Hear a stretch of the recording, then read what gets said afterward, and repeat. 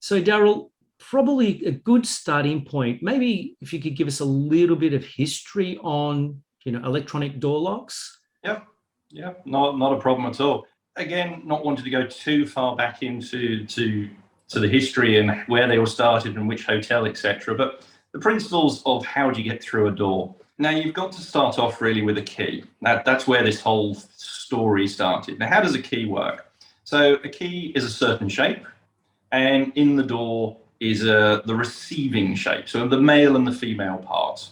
So you get given a key that matches your door, you turn it, you open the handle, you go in. All right, so literally the key is just a carrier of information, a carrier that's unique to that door. Yep. Okay, so effectively when you move over to the world of hotel locks and where we went from metal keys to cards, bits of plastic, the principle remains the same. You get given something at reception that matches your specific door. Okay, so it has data. Now, there's a lot of history about what data is on the card, and I can remember many years ago, 20 years ago, when we were selling magstripe card technology, there was this huge concern that when you were handed over your magstripe card, it had your name, your credit card, your birth date, everything about your personal history on there. But the fact of the matter is, it had very small packet of data. Now, what information went onto that card? Well, the card needs to know which building it's in. So the Ritz-Carlton, for example, it needs to know which room it's allowed into, so bedroom 101 of the Ritz-Carlton, and it needs to know the date and the time of when it's allowed to work. So 10 o'clock on Friday when you check in, and 4 o'clock on Sunday when you check out. So effectively, that's the key. So where it is, who it is, and the date and the time. Now, the lock itself is a battery-operated lock. It doesn't communicate to anything else, so it has to be programmed for effectively the other half of that communication. So the lock knows that it's in the Ritz-Carlton, it knows it's room 101, and it has a true date and time. So it's got a clock in it, just like in your watch or your phone or anything like that. So you get given your card, you present it to the door, and like a metal key, the data is just checked. So is this the right hotel? Is it the right room? Is it within 10 o'clock Friday and 4 o'clock Sunday? Yes, I'll let the guest in. No, I won't let them in. And that's it. It is as simple as that. Now, there are other bits and pieces, whether it's a guest card or a staff card or whether the deadbolt's been thrown, but that's all not really as important as those critical bits of information. So everybody used magstripe.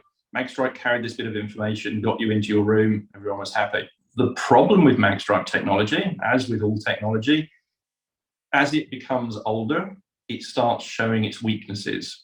So magstripe technology, it used to be that if you held your magnetic card next to your phone, which has a magnet in it, it would demagnetize the card. So there you are, standing at the door, sliding your card in and out, and nothing happens. Around 2002, there was a technology brought out called RFID. Now, RFID stands for Radio Frequency Identification Device.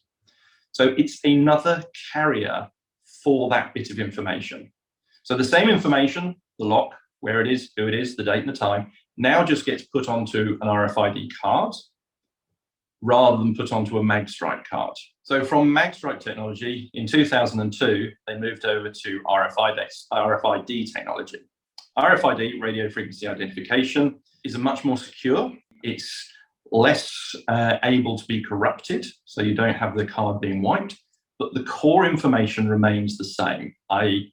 the building you're in, the room you're allowed into, and the date and the time. Now, technology moved on, everybody's happy, locks upgraded, they had to change their readers, but the core functionality remains the same. Now, RFID in 2012 had another small evolution, and that was something called NFC, Near Field Communication. So effectively, it's the same technology, but is a little bit more secure, has a lot less energy to it, and means that the communication carrier needs to be closer to the device. So an RFID card can work up to 1 meter away, whereas an NFC card or carrier only works up to about 10 centimeters away. So being a lower range read, it means the batteries in the lock haven't got to work so hard. So effectively you get slightly bit of battery life. So this is really where in 2012, when iPhone, I think it was iPhone 5 came out about then, everyone said, great, iPhone uses their app wallet, that's NFC built into the actual device itself. We'll all move over to that technology. Problem was at that point in time that Apple decided that they didn't want to open up the NFC functionality on their phones. Android did, but of course, 50% of the global market suddenly couldn't use that technology in their locks. So the lock remained RFID, which is pretty much where we are today. The hotel industry, however, still wanted a guest to use their own device. They wanted to move away from having to issue a card. The only other real solution available was Bluetooth low energy specifically. So again, the same information, where you are, the date, the time, the room number, but it's just a different carrier again. We're now in the world of Bluetooth low energy. Bluetooth low energy is transmitted by the phone, but it needs a supporting app to actually operate. And this is where the industry has sort of, should I say, stopped its evolution. Yep, stumbled in a sense. Yeah, so RFID, tried and tested, works brilliantly. Want to start using a mobile device? Great, we'll use NFC, but Apple put paid to that. Other alternative is then BLE. Problem is with BLE, because I now need to develop an app to put onto the device to be able to carry this information, all the hotel chains suddenly had to invest in software or software developers to build the app. Stop me if I'm going too far ahead. I'm just trying to sort of build this roadmap of where we are today and how we can now get back to it. So this is good. This is good. So this is almost where we are now, really. As you said, I think it was, is it 2012 or 2014 that Marriott was the first group that pretty much came out with an app that would support what we call mobile key, which is allowing a guest to use a Bluetooth low energy to open their door? Correct. So you've got the Marriott Bonvoy app. They developed it so that they could try and capture guests. It wasn't so much for the Bluetooth element, it was more the fact that they could then capture a guest. And rather than a guest going through an OTA to book a reservation, if you're doing it through their own proprietary app, they can actually manage that guest stay. And they can manage the guest information, and they can get repeat business and rewards and everything else. And as an add-on to that, to encourage guests to use it, you've suddenly got this new technology to get into the room, i.e. the Bluetooth. So as a bonus of being part of the loyalty program. Correct. Now, this same information still applies. To get rid of the property name, the date and time and everything else, it is just the carrier. So Marriott went ahead and they developed the Bonvoy app. They had enough financial clout to be able to develop an app that's unique to them so they can capture this information and allow the guests to use their mobile device. Unfortunately, not every hotel chain or hotel operator has deep enough pockets to do this. So there then became a range of third-party app developers that a hotelier could effectively pay on a monthly basis or a weekly basis or an annual basis to build this app for them. This really is then got to the stage where the hotel said, well, why am I doing this? Why am I developing and paying for an app to allow a guest to use their phone to open the door when I can still give them a bit of plastic that does exactly the same job? And so really, Bluetooth has been around. It has been talked about by a lot of the locking vendors to try and encourage an upgrade, because unfortunately, Bluetooth is different to RFID. So if you've got an RFID chip or an RFID lock, you need to add in a Bluetooth antenna.